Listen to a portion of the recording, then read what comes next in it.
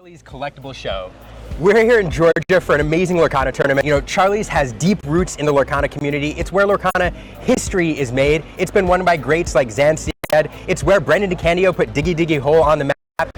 It's where SirAshtown took down Burnett on the way to the finals, and where just recently we saw Brooms making a splash in the finals, and then that got carried on to Worlds. It's going to be an amazing day. I can't wait to show you all what's inside. Yeah, I can't believe we're here. It's happening, and set 9 is officially starting, so let's just go inside. Let's go take a look. All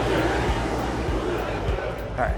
Liam, we're here. This is the room where it happens. You've been here before. This is my first time, but what can we expect here? This is the Charlie's. I mean, this place is amazing. Not only do they have a tournament set up, a big snack shack, which we'll show you in a second, but there's all sorts of vendors with goods and products of all kinds here. It's a really fun place to hang out and shop if you're in the area, and it's a great venue to hold a Lorcana tournament in. Yeah, I think my wallet's a little scared, but luckily we'll be in the booth. They have good taste. Stitch is here, okay? So, gotta love that. This is the snack shack. This is where players and commentators refuel throughout the day with energy drinks and all sorts of goodies and stuff from overseas. It's kind of cool. And here we go. And this is where it's crazy, because when you're outside, you're like, oh, it's just a little card shop. But no, this is just a small corner of this giant labyrinthine venue. It has all the things, all the plushies. There's Bluey. Look at these. Huey, Dewey, like Huey, Dewey, and Louie, and Uncle Donald. Hanging out together. Look at this, Mickey. Yeah, I have blinders on. I'm walking past. No, I have to stay in the venue. It's dangerous for our wallets. This is the start, just the start of the play area. Look, we're gonna have almost 500 players here today. That's a lot of people. So what you're seeing right here is just a bit of where players will be playing today. Yeah, I was like, oh, this is it. No, there's more, which is kind of the theme here today. But wait, there's more. So. It's wave to the broadcast team over there. They're busy. But speaking of busy. Speaking of busy, here are the judges getting set up, getting ready. The best in the business. And more. But wait. They judge you, but in a good way. But we also have more tables. You might say, oh, so that's it, right? No. No. There's more. No. Let's take a look upstairs. I hope you brought your walking shoes. And shout out to our cameraman. Whoa. We made it. More tables, more judges. Yeah, the judges, the tables, and even more. And this is the top area.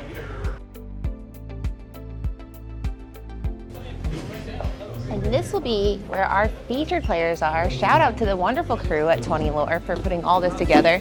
It looks just like this. It looks like this, but they're a little bit more stressed than this. Katie, what's in here? Here, this is where the magic is made for the captainating team. We're gonna be in this room here today. So you might remember this stream from the other side, but this is our view. And we're gonna do our best to bring you the greatest stream possible. It's gonna be amazing. Hang out with us all day today. There's gonna be some amazing Lorcana. There's almost 500 people. It's an incredible event. We can't wait to see you in the booth. Absolutely. It sounds like we're getting notification that it is almost time. Oh, are we ready? Are we at the table? Oh, we're at the table. Yeah, all right, let's go. I know. Let's Listen, go. we were so excited, Sorry, chat. but it's happening. It's happening. The factory of magic is happening Stop out there. stop talking, Liam. Like that's. Well, the thing is we'll keep talking, but over a game. That's true. But I'm excited to see who we have. This is always my favorite part because it's like a blind box, and we have. Okay, guys, listen. Okay, I don't know how to tell you this. Okay, look. There's a lot of blurple. Yeah, I don't know how to tell you this. We told you there would be a mirror yesterday, probably. But in the background, who is that you see behind Luxnicola? Oh, that's true. I see an Ed Chu. I do. I see Ed Chu, which is exciting, right? It's exciting. This room is insane. I will say, because we look at the screen and there's two players that are having quite the run here. We have Ivan, who is undefeated. We have Lux from Luxury Gaming, Nicola here. But then behind, you're like, oh, is that just the North American champion, Ed Chu, and also Fort Worth champion and second runner-up for Worlds? Yeah. It's a very crazy room out there. It is. Now, as we get going here, one thing I want to say is if you're looking at Blurple, how to play Blurple, it's going to be all over this meta. Pay attention to this game. To go 7-0 in this field means that Ivan has gone through some very, very talented players, and same with Luxnicola. So these are two players who know how to pilot this deck, and this mirror is going to be one that we see all over this meta. And so watch how these players play this mirror. It's going to be fun to watch. There are some mirrors that are a pain to watch. Blurple is actually one that I find kind of fun. So one note here, I do want to mention Basil again. Those who watched yesterday know I raved about this card. It's seeing a lot of competitive play. This is a card that you stick on the board on turn 1, and it is going to sit there for like 4, 5, 6 turns until Ivan finds the right moment to leverage his support ability to give him a very favorable trade. So it's a really great card. And if you're not doing anything else on turn 1, a really, really fun card to stick because it gives you this tool that you can use later in the game. Yeah, and I think that support is so exciting because it's something you didn't see a lot sets 1 through 8 on the top tables. We didn't see support being used, and now support matters more than ever. It's challenge time. You gotta we got the DLCs coming with your challenge, and you gotta get ready to challenge at the challenge. And Basil will help. And like you said, he hangs around, and it's kind of like Diablo, Pegasus, Pascal are all cards. They're not really a problem until they become a huge problem because you ignored them. And as we see here, we now have a Tipo and a Genie who would love a Basil on their side if he was there. They pair excellently with a support character. They absolutely do. Speaking of Basil, another one going in the inkwell there for Ivan. Both players actually, okay, I was about to say both players kind of on script here, but this is the first indication that perhaps we're not. Dumbo, fantastic card in this meta. We all talk about how wonderful he is. You don't necessarily want to see him on curve. You'd love to be able to play him on turns 5, 6, 7 when you can immediately utilize your other evasive characters to draw cards. So playing him on curve is not necessarily the best spot for him. Kind of indicating to me that Ivan doesn't have his ideal draw, even though he's been on script so far. I will note that, I mean, one of the things I mentioned, JDZ had said he doesn't necessarily care for that elephant. That's because he said on turn 4, imagine how nice it would be to have this big old Scrooge McDuck who's a 5/5 dropping because, you know, Scrooge doesn't do a lot. He is what we call a vanilla card. There's nothing fancy happening in that ability box, but he can definitely do some beatdown. But Dumbo is there, and as we see on the other side, Luxnicola saying, well, I can just draw cards by playing genies. And he's got 2 genies on board and a Tipo, which it presents a much higher lore count than we see on Ivan's side. Yeah, and here we go. That Dumbo there exerting itself, paying 1 ink to draw a card. Again, indication that Ivan's kind of digging here, that Dumbo will be vulnerable to the crackback there with those genies. Ivan drawing a card here. Now we'll see an ink. And it I will is note, Hypnotic Strength. oh, and there's the second Dumbo. Another Dumbo. He says, listen, I got Dumbos, guys. I don't know. You guys say you want to decide if Dumbo's good or not. Well, here's 2. And we're going to see here, because, I mean, ultimately, the biggest thing that you need to do with this deck that I've noticed is you need to get to 7 ink. And that's when you start having a lot of flexibility. You start getting those upper end answers. And you need to keep drawing cards. And Dumbo is there to do that. Genie is great, but he draws cards once. But here's another powerhouse of this cell, and that is Elsa, 5th Spirit, who comes in and kind of helps change the math to your favor. But as you notice, not a lot of big challengers on the board. We got two 2/2s, and then a 1/2, and then Elsa who swings for 2. So that's when suddenly Basil becomes a superstar. That's really true. And so, as I talked about Basil earlier, let's just do a counterfactual here and pretend that Lux, who did not have a turn 1 drop, I don't think had a turn 1 play. Let's say that Basil was played on the board. This is the moment you're going to see it used, where rather than double challenging into that Dumbo, Basil would be questing for 1, giving challenger to that Elsa, who challenges in and cleans up that Dumbo, and Genie there is available to quest for 2 lore. And so that Basil on turn 1 here represents a 2 lore difference. If it had stuck on turn 1, which really shows how valuable this card can be, particularly in these mirrors when you're using these two strength evasive characters that you're going to play on turns 4 and 5 to challenge. Yeah, and that's another reason we talk about the play draw disparity, which means kind of how much does it matter to go first or go second.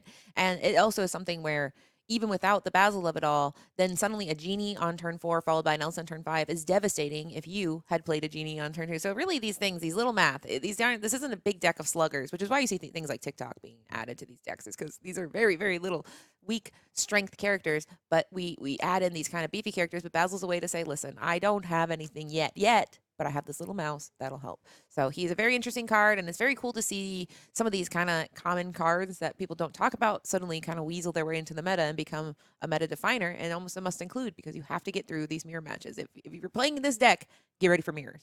Yep.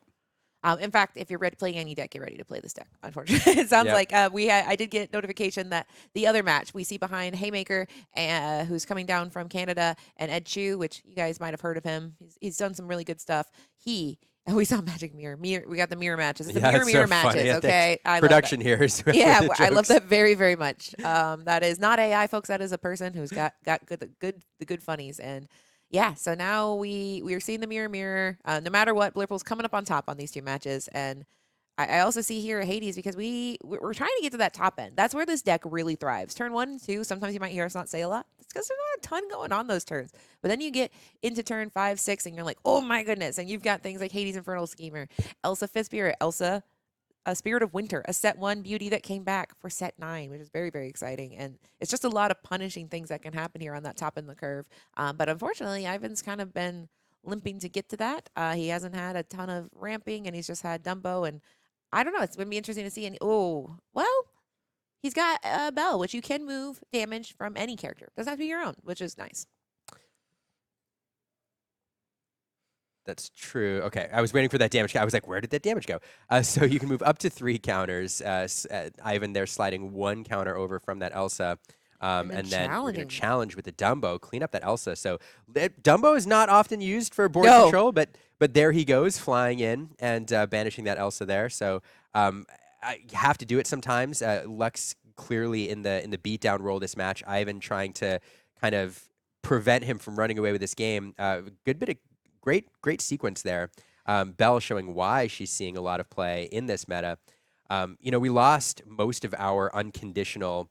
Could he have had no damage on the Dumbo? I don't think so. Yeah, I mean no damage. I mean I think if he would have challenged and moved the damage, he would have been able to have 2 damage. Yes. So it's sequencing. That is true. It's a good call. Yep. Yeah, challenging first. And it's possible, and sometimes this happens when players are not thinking through their entire turn, like in sequence, and you're making the decisions one at a time. So yes, probably the play to challenge with the Dumbo presented itself to him after doing that. But yes, clearly a play that could have been made there a little more efficiently. But yeah, I mean, gosh, when you play these matches, it's so easy to look at your hand and go, this is what I absolutely need to do. And then you do it, and then you're like, oh, there was an order. But you have to see, look at what Ivan's able to do here. Ivan was in definitely the back foot for a couple turns here. But this is the power of this deck, is you have to be calm. You can maybe make a little sequencing thing, because as long as he knows what cards he has in his hand, and he knew that he has this Bell, this Hades, and he's like, I just got to navigate through this. So I'm not, is it most ideal? Ooh. Guys, I don't know what you just saw on the board. Everybody, we've had an enchanted Dumbo in this deck. Look at it in his hand, and now tax bracket has just gone up. Enchanted Elsa coming into play. Beautiful set 1 card. Of course, it will exert both of Ivan's characters. They will not be able to ready at the start of Ivan's turn. This card has been in and out of the meta since set 1, and very, very popular now again. Not only is she great on the top end, and in a deck that has ramp, you're going to get to that 8 ink most of the time, but also a great shift target with that Elsa the Fifth Spirit. So beautiful card, and used to beautiful effect here. Yeah, I mean, it's a great card. It's been like a hit the whole time, right? Because we had the enchanted, but I will say I pulled both a regular and a foil version of the Spirit of Winter from set 9, and she just keeps getting better with age. Yep. It is a beautiful card, but we've got more things coming. We got our third Dumbo. Yeah, Dumbo's just stampeding through here, but this is when this card can be good, because like you said, on curve, not great. It is not something you want to be doing on turn 4. But now that he's in there, we don't have any other evasives, but I mean, he's just nice to get out there to be able to possibly get more cards. We've seen another card sneak its way into the meta that we haven't seen before. Second Star to the Right lets you draw 5 cards, where if you can sing, so more bodies on the board, more singers, it gives the ability to sing that 10-cost Sing Together song, which can give you 5 cards and then absolutely steal the win through just splitting the first amount of answers in your hand. Yeah, we'll see. No evasives on Ivan's side of the board to use that Dumbo, but importantly, no evasives on Lux's side of the board either at the moment. So at the very least, Dumbo represents, if you're using it for nothing else, 1 card per turn, which Lux cannot answer. And unless you have a Dumbo of your own, and there we see that beautiful enchanted Dumbo come down. Katie, this is one of the most beautiful cards in the game. It's upsetting. I can't express to you. Every set I say, I don't need any more enchanteds. We're done. And then I pulled 1 enchanted from the set, and I looked at it and went, oh no, because they upped it in every single way. They are so beautiful. They've got the little gold foiling. So, and then look at it, and it's so dangerous when it looks good. And it's a good card. That's like the most dangerous thing. And we've got 2 enchanteds here that look good and are good cards. That's true. Paired side by side. Yes. This is what a beautiful board state over there. Ivan now using his Dumbo to draw a card, taking a stock of things. You'll want to answer that Dumbo over on Lux's side of the board if possible. Speaking of answering, Belle will challenge into Elsa there, a little princess on queen challenge. And Iago, Spectral Parrot giant Spectral Parrot coming down on Ivan's side of the board. So we'll get an evasive character that can answer Lux's Dumbo if it chooses to exert itself. and Lux now for the response. And this is what we're going to see in these mirrors. It's really like punch, counter punch. It's either player, dropping bombs on their side of the board, whether it's, Hades or Elsa Spirit of Winter or Dumbos, and just inviting your opponent to respond. It's just haymakers going back and forth. And that's really what you're going to see on turn 7 and beyond in this particular match. So it's a lot of fun to watch because everything hinges on, little decisions. We talked about that sequencing decision earlier. Making sure that you make the optimal choice in every single turn to efficiently remove your opponent's characters is super important. And then the other card we mentioned it earlier, the second star to the right. Somebody asked yesterday in the chat, what is the mirror breaker in this matchup? What card, if you get it to stick, really allows you to run away with the game? And an unchecked Dumbo can do it, but really, second star to the right is the one. You'll oftentimes see in this match, the first player that manages to establish a board state and to sing second star to draw those 5 cards and then immediately answer their opponent's board with the remaining ink is the one who will win the game. We haven't seen a second star to the right here yet, but in terms of mirror breakers, that is the card that I would point to as the one that really allows you to run away with these mirror matches. And speaking of which, we see another card here that kind of creeped its way into being. It was a card that was very hyped last set. Reign of Jafar, people are like, Into the Unknown, this is going to mean a lot, but it didn't mean so much in a world where there was tons of board wipes. But now that we have a challenge-heavy meta where you need to quest, you need a challenge, you need to go quicker, people are turning their cards sideways much more, and suddenly Into the Unknown becomes much more powerful. This card, it does require that the card that you're targeting must be exerted, but with Elsa Fifth Spirit and people trying to get as much value, even these Dumbos, they must turn sideways in order for you to get that value. Suddenly Into the Unknown comes in, and it is key removal to get rid of these puzzle pieces you use to get that win with this deck. Yeah, the number of Elsa Fifth Spirits we saw into immediately singing Into the Unknown yesterday was a lot. And that's one of the reasons that this color combo is so appealing right now in this meta. This is one of the best removal tools left in the game. And because it's color locked into Amethyst Sapphire, it means that, it makes purple good. In a world where we're running Let It Go or another single color removal card that does the same thing, let's say in Sapphire, it opens up possibilities to pair with other colors. But when, one of your best removal tools, Into the Unknown, is locked into Blurple, and then you have Hades and blue, it just means that this color combination is just going to see a lot of favor. Exactly. And whoa. Oh, another enchanted Dumbo. So, my goodness. Luxury Gaming says, we are luxurious. Pinky's out. We have enchanted Dumbos and Elsas. You say you can't get maybe that's the trick, right? People can't get their hands on Dumbos. Maybe you got to go for the enchanted Dumbos. That's true. Those are the ones that's like, listen, guys, just up your open your wallet a little wider, and suddenly there's Dumbos everywhere. I'm not sure. I haven't looked. But now the game, it's so interesting, right? We've been playing for about 15 minutes here, and we are still at 5-2 because that's what mirrors can happen, right? You have the same answers, the same questions, and you must keep responding to your opponent. So here we keep kind of chipping along here, which Ivan was having a rough start, and it kind of looks like deja vu. It was a lot of Dumbos and not a lot happening, and suddenly it's a lot of Dumbos and not a lot happening. But as we know, there are some cards that change this math quickly. Hades and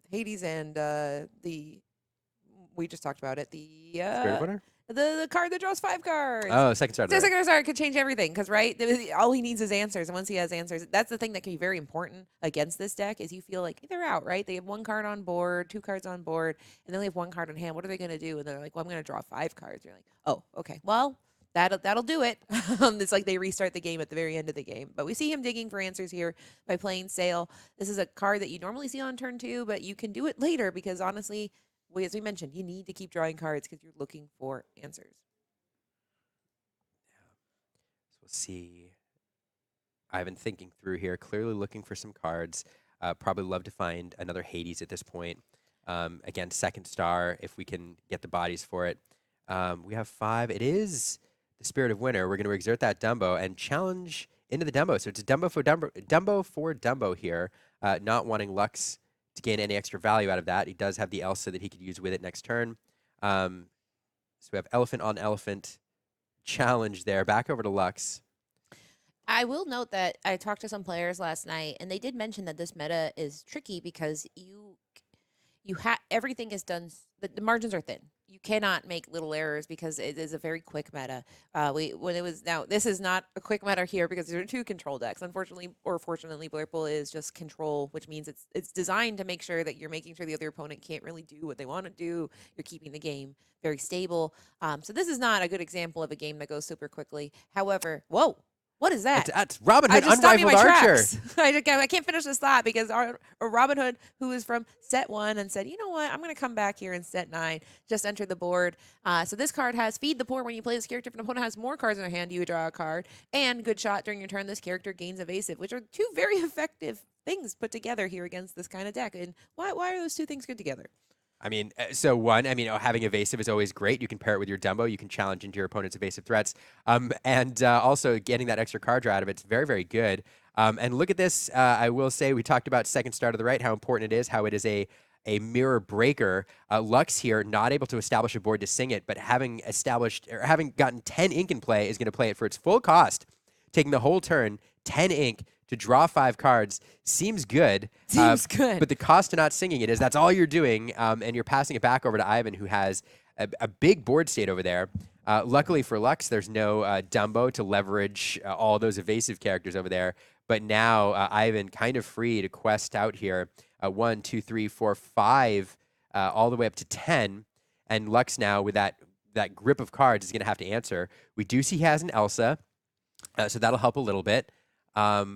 What else? What other answers we have? A Hypnotic Strength. That'll enable some good challenges there. That Robin Hood looks mighty tempting with that Elsa.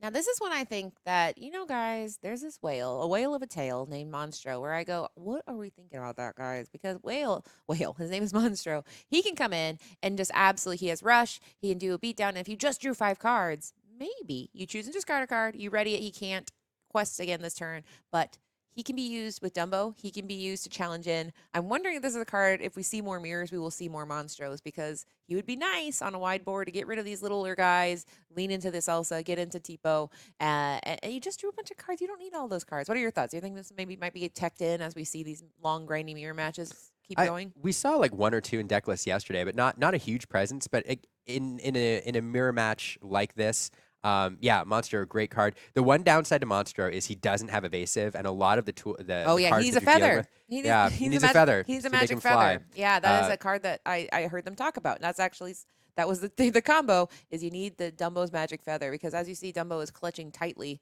to a little feather, and Monstro can't reach unless he gets that. So unfortunately, that is a combo where it requires one more piece here. But there's not a lot of item removal. There's not a lot of items in general. Is that a Japanese? That's Elusa. So congratulations, Elsa. That's a Japanese enchanted here coming out on the board and keeping her own self. It's an Elsa on Elsa violence here, and Elsa will not ready, and neither will Robin Hood. You can exert or keep something exerted.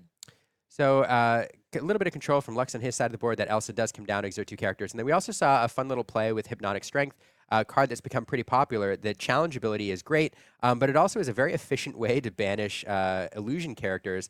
And Lux using that earlier in the turn to banish that Iago Giant Spectral Parrot by choosing it to give it Challenger, which immediately triggers its banish ability. Ivan there, remembering that he can't ready his characters, doing a little shuffle, and only left with the Basil, which he can use here. And all of a sudden, the board state swung pretty significantly. Yeah.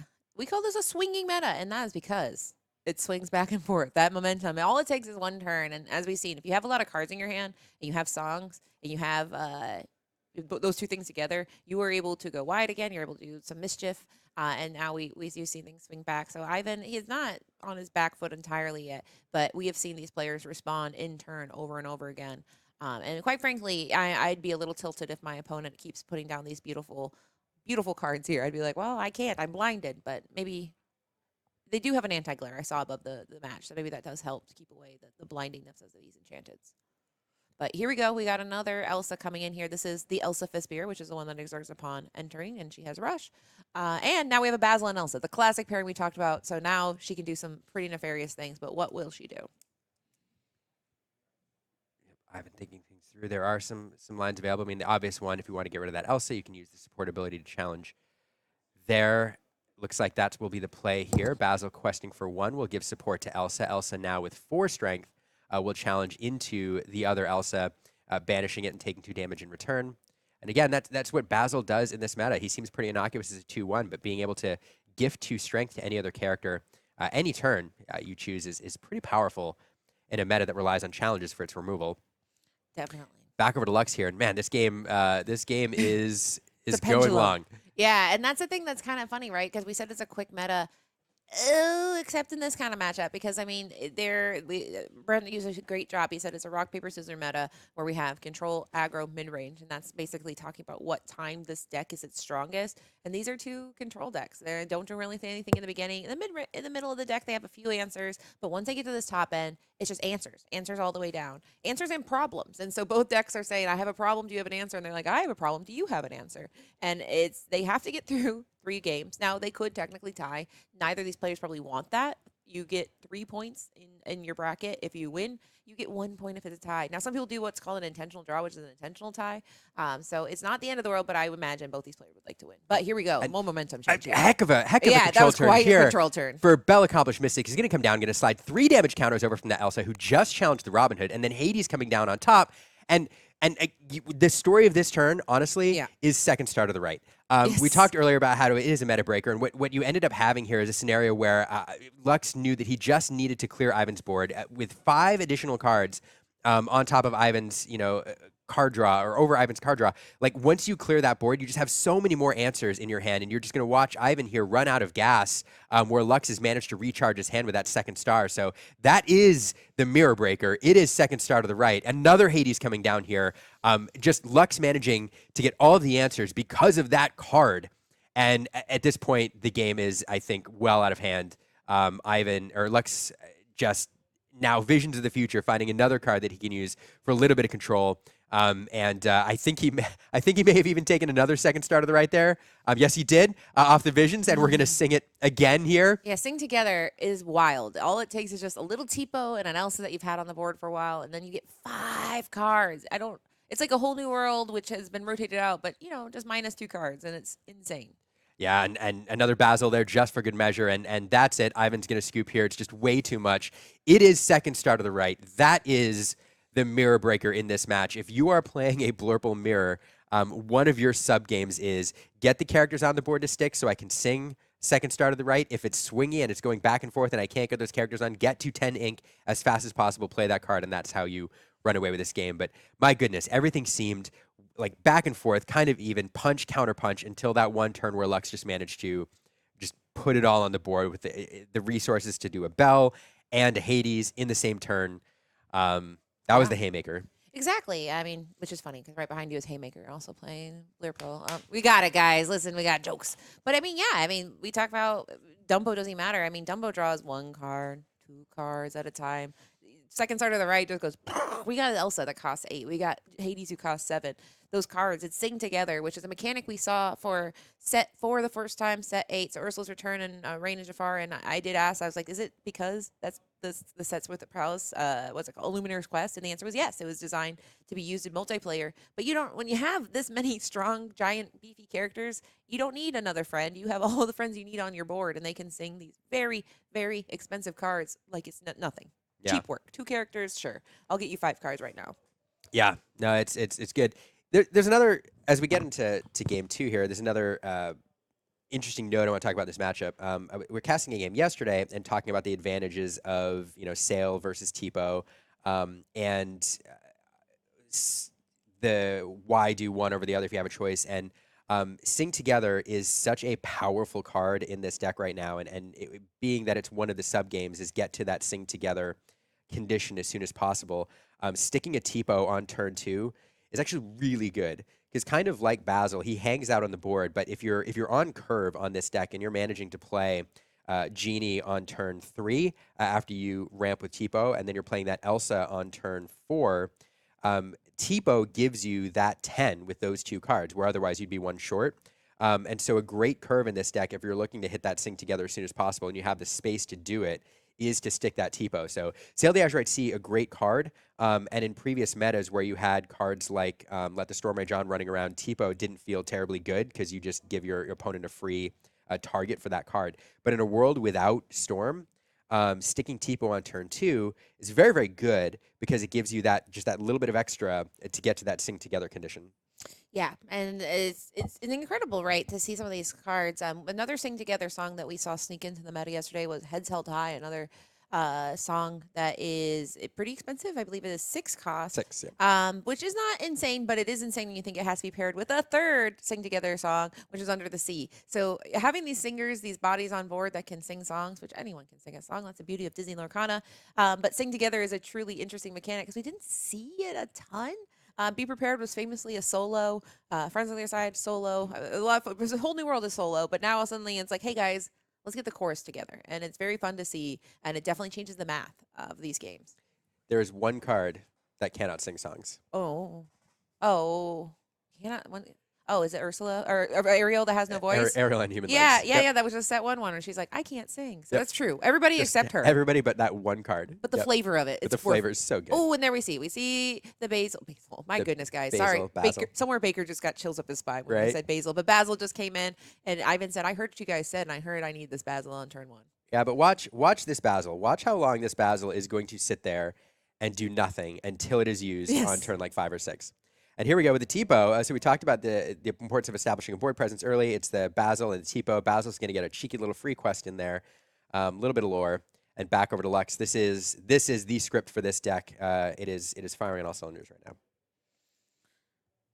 All right. So Oh, that's true. Okay, chat pointing out the mime also cannot talk and therefore sing. Okay. honestly, we were waiting for him to speak up about it, but we didn't hear anything. that's true. so, you know, He was he's raising his hand. We just didn't hear it. Yeah, exactly, guys. We're staring at this game here, but it's T-pose everywhere. I've never seen such a thing. It's a preponderance of T-pose here.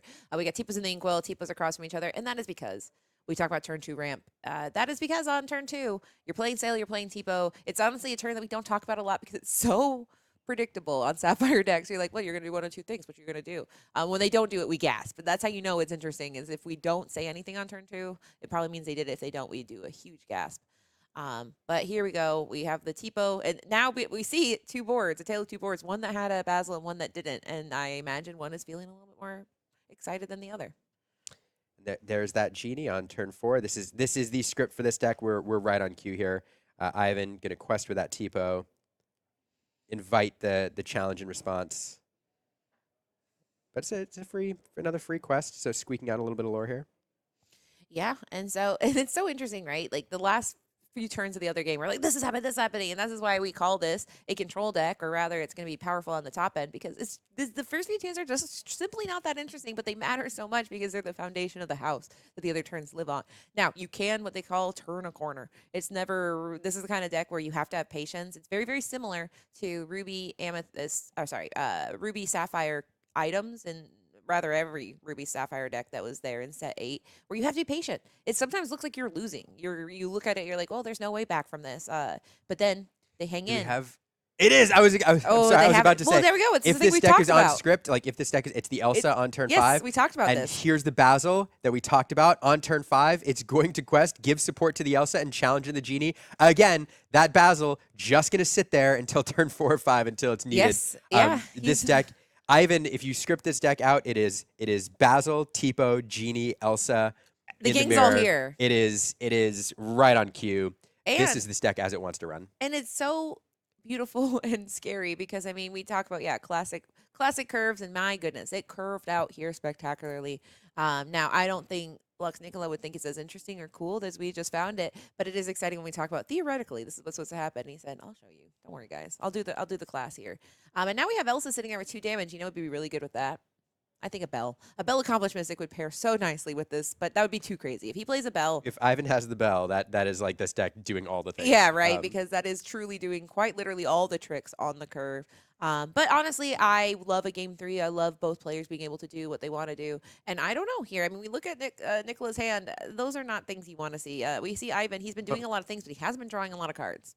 So we do have interesting note here on the Basil though. So if Lux manages to put a Basil on board turn 1, it would still be sitting here. Lux does have the Elsa, which I think we're going to see here. Here it is, Elsa, 5th Spirit's going to come in.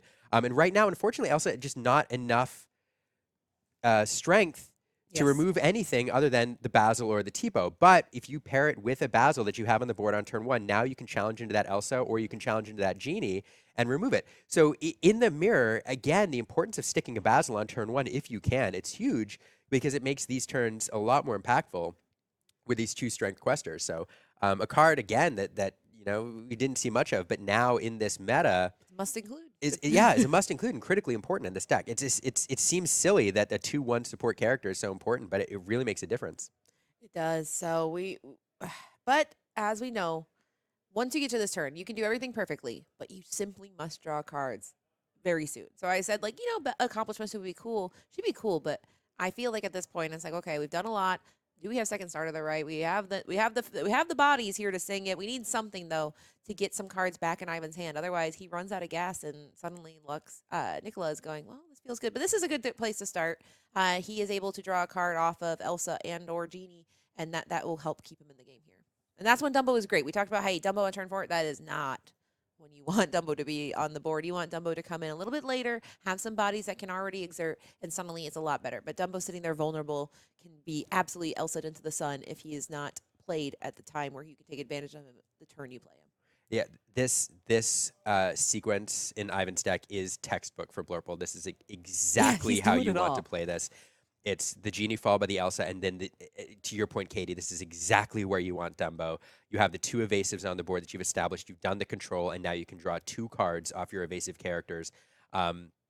This is this deck script running perfectly. Yeah, and I'm excited because Ivan had a lot of improvisational playing last turn, and so this turn he's like, you know what? I want to show you. I have the cards. They're much nicer now. They've put it together, and he's sitting here at 9, and the tricky thing with this deck, the reason I talk about Monstro and Magic Feather together is not because I think that's a great play. That's a super expensive and upsetting play to spend a lot of time on. However, we don't have a lot of big, we call it board wipes. We used to have Be Prepared. That was the classic, the #1 board wipe people talked about, because what it does is it wipes the board. We had Sisu, we had, options, but now we don't really have an option. This deck never really has that options except for putting things together. But we do see Hypnotic Strength buffing up, buffing up this Elsa, making her a Challenger 4 and drawing a card. So he's still got answers. That's true. Great turn here. Hypnotic Strength, another card seeing a lot of favor right now. That Challenger 2 being used to great effect to banish that Elsa. And then we're going to use an Into the Unknown to send that Genie to the Inkwell here. So some good control from Lux, stemming things a little bit. And now we're just into that Dumbo, which can draw cards over on Ivan's side of the board. So a great turn there. A great response. But now Ivan has drawn a couple cards off that Dumbo. He has recharged his hand a little bit. We'll see how he rebuilds his board. But if you're gonna stay in the game, that's how you do it.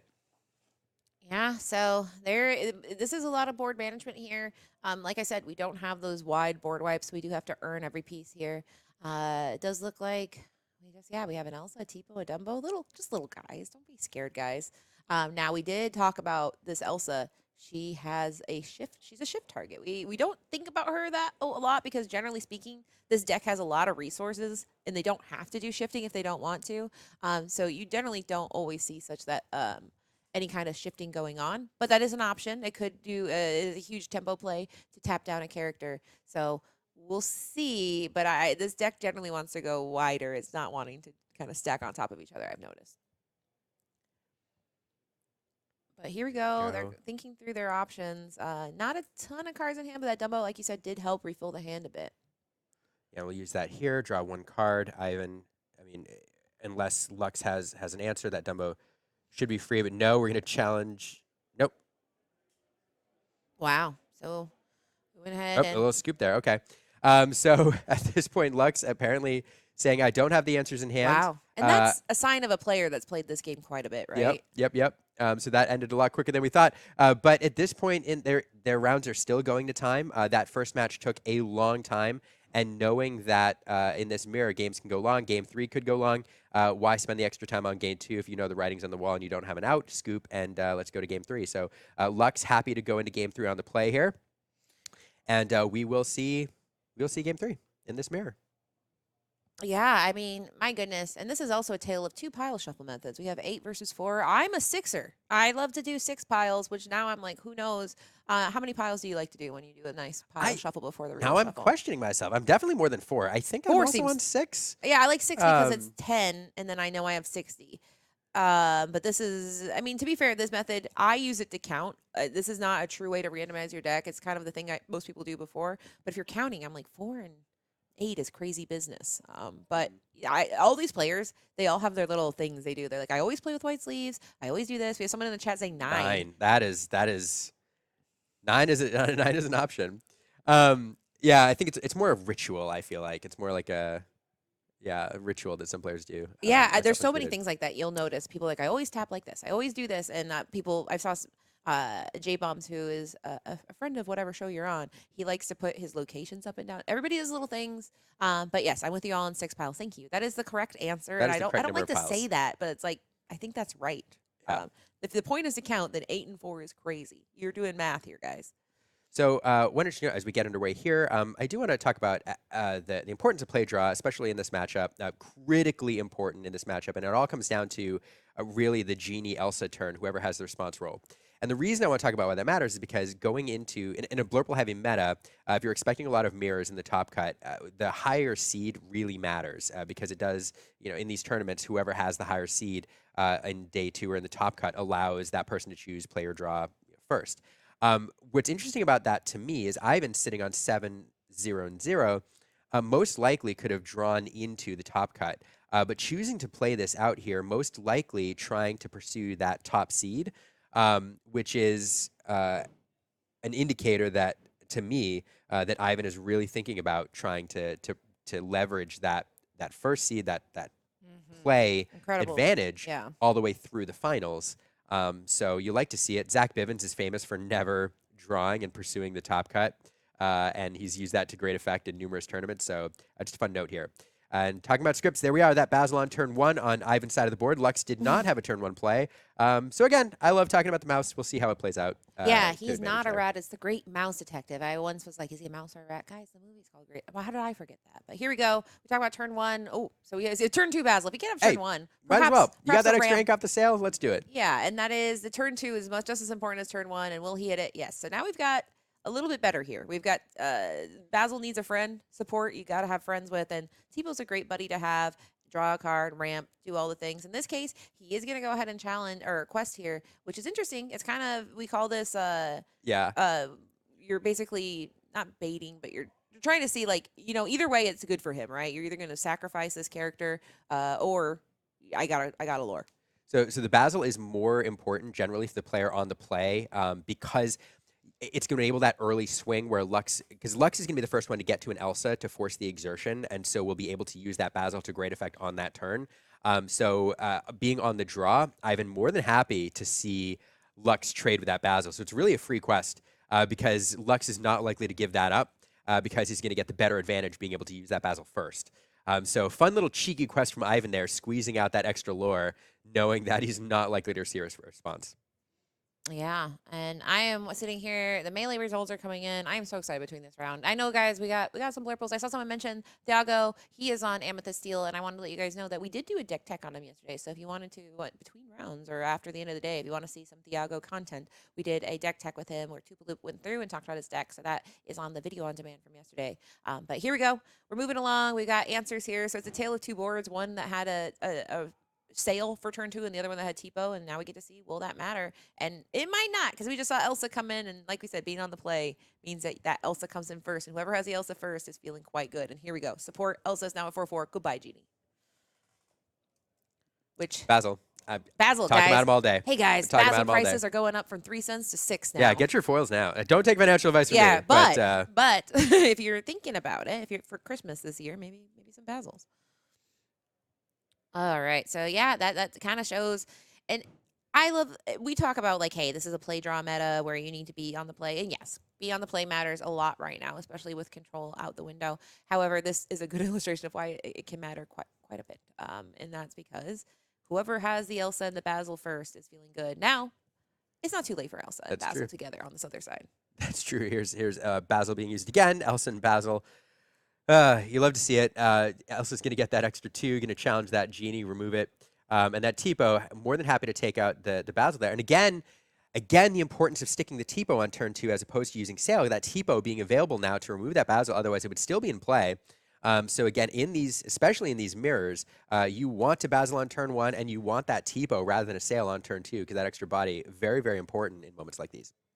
Absolutely. So It's we're kind of back to round one, right? We're just swinging back and forth, saying, "I have a problem. Do you have an answer? I have a answer. Do you have a problem?" And it keeps going back and forth. So now we have an Elsa here who is still doing what she can, a genie drawing cards, and it's really now it's just a tale of card draw and having ink. And as far as ink goes, neither player has been ramping spectacularly, but both players seem to have a pretty healthy amount of card. Well, no, Ivan might only have two. They shuffle quite fast. They do. Ivan really wants to establish some sort of evasive here. Dumbo on Lux's side of the board this turn would be very bad. So we want to get something on the board. There's the genie. Not enough to remove a Dumbo on its own, but with a hypnotic strength or leveraging that Basil, it can do a little bit of damage. So just has to play defense by getting an evasive out. This feels pretty good. We'll draw a card off that. Let's see if we will ink something else here. There's a Spectral Parrot going down. It will pass back over. So not a terrible turn.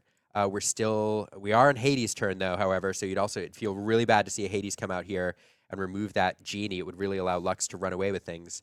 Let's see. This is a big turn. Yeah, and I think we'll be saying that maybe every turn this is a big turn because man, these games have such powerful upper ends here. So let's see. I do see the Dumbo in Lux's hand. And that is really great. That pairs excellently with these two evasives. Let's see if we see that. We have the Hades and the Dumbo, so two options here. You can go straight removal by banishing that genie and gaining a little bit of board presence, or if you want to pursue card draw right now, you can drop that Dumbo, draw twice. I imagine, conservatively that the Hades feels like the play, but we might want to save it. I don't know. We'll see. Yeah.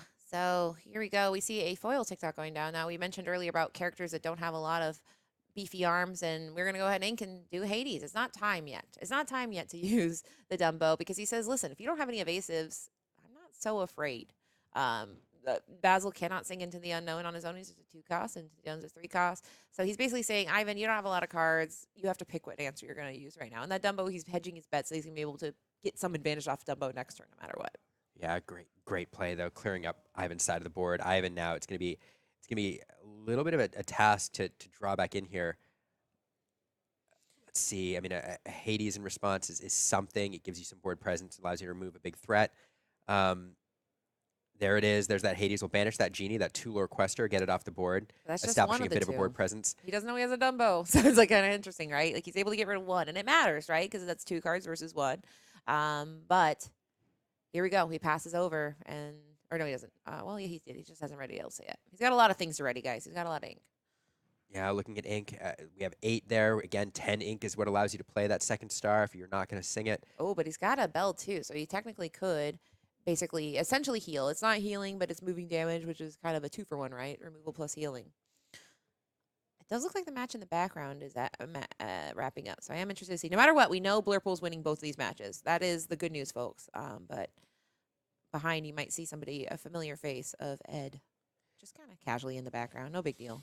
There's that Bell Accomplished Mystic coming in, as you pointed out, Katie. We're going to slide some damage counters around. I imagine that Basil is not long for this game. There it is. We're going to move 3 over. Now, here's the thing. You do not have to move all 3 damage counters. You can move up to 3, so you can move 1 over. But why wouldn't you move all 3 from your character? Healing it up to 1. We saw in Flinger Dingers, which is a terrible name for a deck that's interesting. Ruby, Amethyst, sometimes they save it. They save it for later, but to your point, right, if you're healing. But in this deck, you always move all of it. Unless you have lots of bells. It's difficult to say. Maybe always except for that time I forgot. But yeah, now it's still, that's swinging. It's still happening. The pendulum, it feels like we're watching a giant pendulum, for lack of a better word, go back and forth. And here we go. Here's that Scrooge. Big old Scrooge and a Dumbo. Yeah. Okay. We're back in, baby. We got a big body here. Now, the problem is, you might notice, only one of these characters have evasive. The other 2 are very firmly on the ground and not able to reach that Elsa. So, but here's what you've done though. Yes. You've set up a scenario where if you manage to remove one of these characters with, let's say, a Hades, you still have the second star sing. That is the mirror breaker here. So you want to get to a point where you establish 10 cost worth of characters on the board, and that opens up that second star if you draw it. Now even if Lux manages to go a little bit wider with the board, push his lore total a little bit higher, Ivan being able to sing second star to the right with like 9 ink available to immediately play a Hades or a couple Into the Unknowns or some other answers can really swing the game. So Hades, I mean, you have to remove Hades at this point if you want to prevent that line. Let's see if that's available. Yeah, I mean, my goodness. And it's basically that's why card draw matters so much because you have to have the right answer when you need it. And if you draw 5 cards, you have a much higher chance of getting the answers. But here we go. We got the Dumbo here who's like, "Hey, Elsa, you want to draw some cards?" And she says, "Yeah, I do." Or no, yes, she does. She does. Okay, that was exerting here. So there we go. Inking a Madam Elephant, the last of the bounce package. Oh, Oh the double Dumbo. my goodness, how beautiful! How beautiful and but scary. I just love those. So 2 Dumbos now on the side of the board. A little bit scary. 1 Dumbo, 2 Dumbos, kind of the same. But back over to Ivan. Inviting response. So not a devastating turn there. Yeah, Maybe I mean, a little window for Ivan here. it's prepping. It's a prepping turn where it's like you have to have the answer, or it could become quite devastating. I mean, you really want a second start of the right here. It is exactly true. So, can either of these players get to the second start of the right? You just follow, or you take the morning star straight on through morning. There it Star is. straight on through He morning. does Here have we the go. second start of the right. Okay. So you're going to sing that. You're going to draw 5 cards. 5 You have all your ink cards. available. All right. So now, hopefully, drawing into another Hades. You'd love to be able to play that immediately. Some other control. That it feels like a pretty big turn or pretty big card there. Let's see what Yeah. he does with it now. Yeah, he says, "What do I do with all these 5 cards that I just drew?" And Nicola's going, "I'd like to see what you're doing too, because that's 5 answers here." 1, 2, 3, 4, 5, 6, 7, 8. It's not quite. I mean, you'd love to do like a Into the Unknown paired with the Hades, like 2 removal, but not quite enough ink for that. Although you could sing it. But again, Elsa's not a great target. So what's the maximum amount of removal you can do here? Yeah, I mean, he's doing the math and saying, "What do I got here? What else can I do?" All right. Um, Giant Spectre Parrot. We're going to play a couple cards, it looks like. Oh, really thinking this through. This is so tight. This is why you scoop early in game 2, so you have the time for this in game 3. exactly. Exactly. And that's how you know. I mean, when you see someone scoop and they're at 4 lore or something like that, it's because these players know. They know they need to get to game 3. Ivan, like you said, is trying to get that top seed. Nicola also needs this win. He has a draw, so he doesn't have any losses yet, but a loss will make it where he has to absolutely perform this next round. So here we go. He is going to go ahead and put down. Let's see. I see a Dumbo in hand. So we have the Elsa. I see that there on the top. Definitely a card he's considering. So what's he going to pair it with? You can pair that with a Hypnotic Strength. And this is so on Lux's side of the board. This is why you play 2 Dumbos in a turn. So if one's removed, you have that available. So 5 will exert one of those Dumbos. It's Dumbo insurance as Yeah, right. it were. I have a Dumbo, but another Dumbo. For Hypnotic later. Strength. Draw you a card. Probably give that Elsa a challenger. Yeah. Guessing that Dumbo, that first one is not long for this game. And we talked a lot about Basil, how he's so important, but Hypnotic Strength is kind of a backup Basil with the card draw. Anytime it says draw a card, I think people have called it the 3 best words in Disney Lorcana. And here we go. She's now a 4/4, coming right on over to that other Elsa. That Elsa. So Elsa represents card draw on her own, paired with that Dumbo. So if you can't remove the Dumbo by itself, well, there's the Into the Unknown coming in, being sung by Dumbo to remove that other Dumbo. So we'll be left with 1, but that Elsa now not available to draw cards. What a turn! And again, second star to the right is the mirror breaker in this match. But now on Lux's side of the board, look at that ink there that he's managed to develop. So he can sing it. He can also play it. We're going to Visions of the Future. I imagine he's looking for a second star of his own. We'd be happy to see it off the top here. Let's take a look. Does he find it? He's the second star. Well, the first for him. That's true, right? The second star. But do we see? Is that a Donald Duck? We have a Donald Duck Flatfoot detective here. I think that's an Into the Unknown we kept. I'm not positive. But man, he'd love to find one of his own. Yeah. So he goes in. Really wants to answer this board state. I mean, answering that Dumbo feels pretty critical at this point. At the very least, getting the Elsa off the board. Yeah. And the thing is, it's rough, though, right? Because even if he picks one target, he's got a lot of problems here on his side. Now, he will go ahead and say, 1 more card. Let's see what else we can get here. Let's roll the dice on what we get. So, or no. Did he no. Yeah. Yep, drew a card.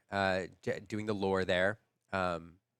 Something that has been forgotten. Don't forget the lore trigger, people. It does. I mean, A lot of honestly, I people just forget the lore did. trigger. I was, Yeah. I was like, well, you get a card. The lore is quite nice. That is Yeah. a nice benefit. Anytime you gain a lore, it's nice. You win by getting to 20. I hear that is a huge strat in this meta is getting to 20 lore.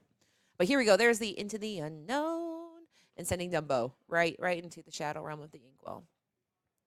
And yeah, so we've got, man, that Dumbo is beautiful. I am now kind of stressed out because I've stared at it enough where it's imprinted on me. And I would like that. Now here we go. We had Into the Unknown, and now we have second Into the Unknown as a treat. My goodness. So now we're sending Hades into the unknown.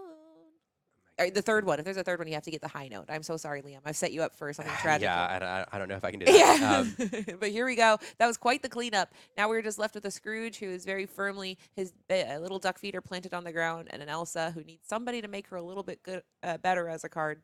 And that was very, very powerful turn on Nicola's side. Yeah, back and forth here, and again, another second star would be nice, but not enough to sing it now at this point. So we see this is what these matches do. They swing back and forth. There's so many control options with Belle, with Elsa, with Into the Unknown, with Hades, that in this late game here, it's all about drawing cards, like hammering your opponent's board, and at some point, it's just going to be too much for the other person to overcome. Let's see if Ivan has the answers here. Fortunately for Lux, managed to push himself all the way to 13, definitely in the driver's seat. We'll start with a Genie, draw a card here, establish that evasive on the board. Looking for other answers. Just thinking this through. I mean, Ivan is definitely taking his time each turn here to make sure he considers every single line. And are we at turns?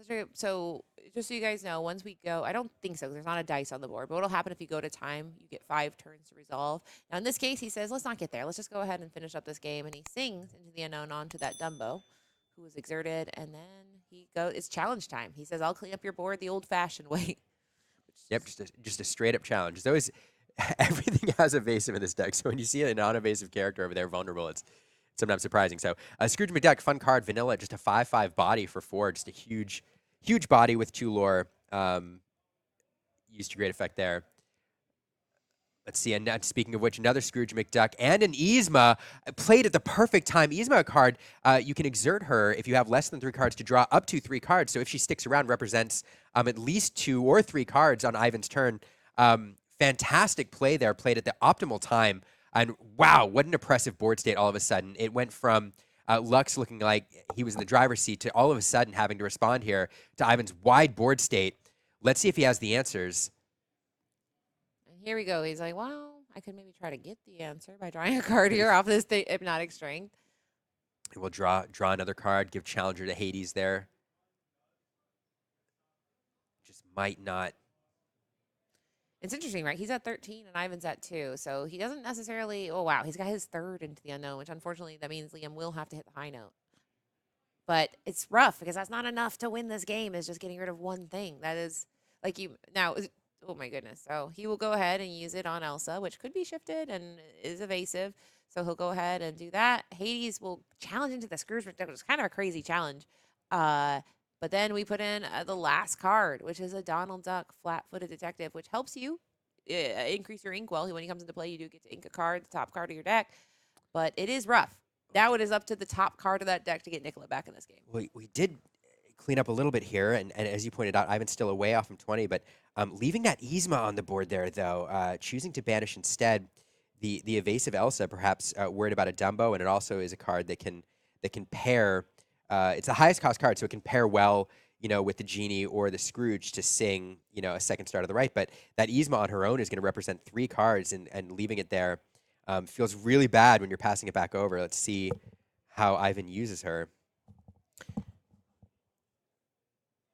Yeah, what a fun card. Conniving Chemist. Yeah, I mean, been around for a while. Oh, and here we go. We got Iago, Giant Spectral Parrot, which, and then we see that what you mentioned here. He goes ahead and he went ahead and played it because the benefit of Yzma is you get to draw until you have 3 cards. So if there's a card in hand that goes against it. So he said, all right, I'll go ahead and play it and go ahead and get those 3 cards. Then right into a sale, which lets you draw another card. So this is definitely synergistic here. Yeah, that Yzma, what a card to play at the perfect point in the game. Exert to draw 3 cards, just It's so good. It's good. Yeah. I mean, draw 3 cards, draw 5 cards. We used to have a card, you guys might have heard of it, called Friends on the Other Side. I don't need friends anymore because my friends are right here where I left them, where they're singing, they're drawing cards. We simply do not need such a silly card to sing for 3 to draw 2 cards. It's passe, if you will. Now, Genie getting that hypnotic strength will be able to challenge into that. Hate it. Well, could have removed it anyway, so just a little extra strength. And Bell Accomplished Mystic now coming down. Not much damage to slide around. But just another body on the board, and things are getting really out of control now over there. Ivan doing the math here, trying to figure out. No, okay, we are going to slide some over. Okay, so now the challenger on that Genie matters quite a bit. We've added 3 to the fleet-footed that Genie has challenger from the hypnotic strength, as he's indicating there. We'll banish that Genie. We've gotten that free 3 damage onto that Donald Duck. So great sequence there. Yeah, and it's so rough because, I mean, this is okay. Well, that's not something you want because Donald Duck is he has wings, but that man is not evasive. He's on the ground looking for clues. And he says, I think that's all she wrote. And that is the fist bump, not the card that he wanted to see. And Ivan, undefeated so far in 7 rounds, will be undefeated in 8 rounds, pursuing that top seed into the top cut. Fantastic sequence there. I mean, again, if you're interested in playing Blurple, or you know you're going to play against Blurple, and frankly, all of us are going to play against Blurple at some point this meta. What a match to showcase what this deck can do. You're seeing it on script here, and again, talking about meta breaking or meta. Not meta breaking, but meta defining, mirror breaking yes, cards. Yeah. The 2 I would highlight: the second star to the right in both matches, game 2 and game 3. The player that managed to get the second star to the right off first, and in fact, the only player to do so, wins the game. And so building up that board state is critical. And then also, I'll mention him again. It sounds silly, but playing that, gosh, and I'm blanking out on it now. Turn 1, 2-1. Support character. Basil, thanks. I've done that twice now today. But Listen, he's a hard. I keep thinking T-Bone. Yeah. But that turn 1 Basil, which really allows you that advantage in turn 4 or turn 5, especially when you're on the play, is really, really critical. So Basil turn 1, getting that Tipo turn 2, and then the first player to get to second star to the right, especially in these mirrors, will win the game. And I hope you like Blurple mirrors, because we're probably going to see a few more in the top cut.